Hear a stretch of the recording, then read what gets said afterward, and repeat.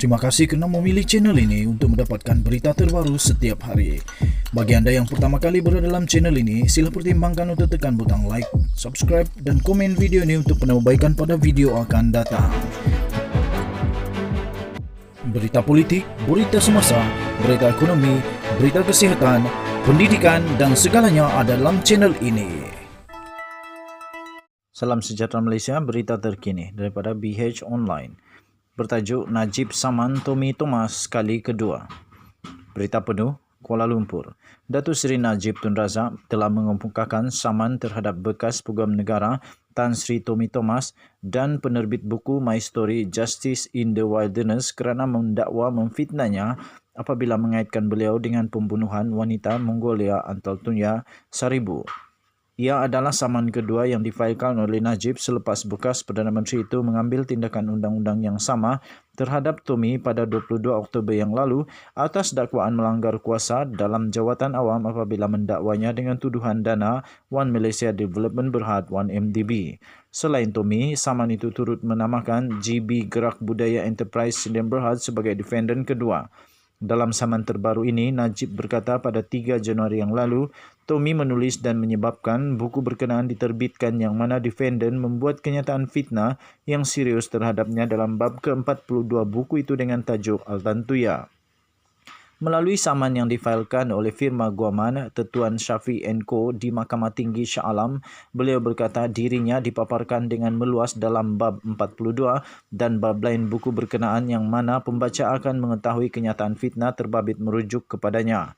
Kenyataan fitnah itu diterbitkan dan diulang penerbitannya di pelbagai laman sesawang, blog dan media. Walaupun tuduhan itu sangat berat, kedua-dua defendant tidak melakukan sebarang tindakan untuk mengesahkan fakta dengan saya atau memberi peluang saya memberikan komen terhadap kenyataan fitnah itu.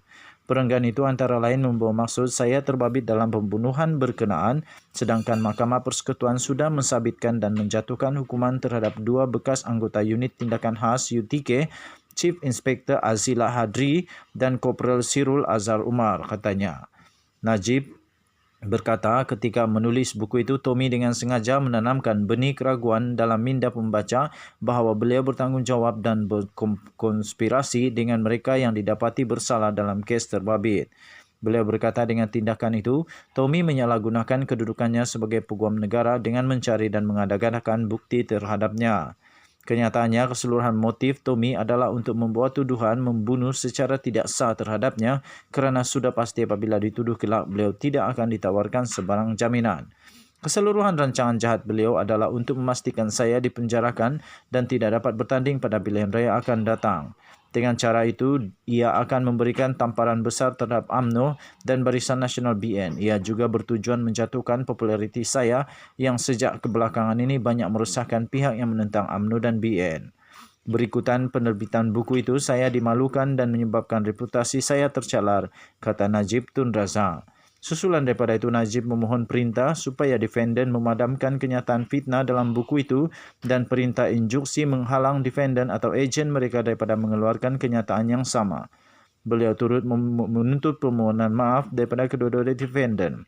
Aku janji untuk tidak menerbitkan kenyataan sama, ganti rugi teruk dan teladan serta lirik lain yang difikirkan sesuai oleh mahkamah. Sekian berita, salam sejahtera Malaysia. Kita jumpa lagi pada berita akan datang. Bye-bye.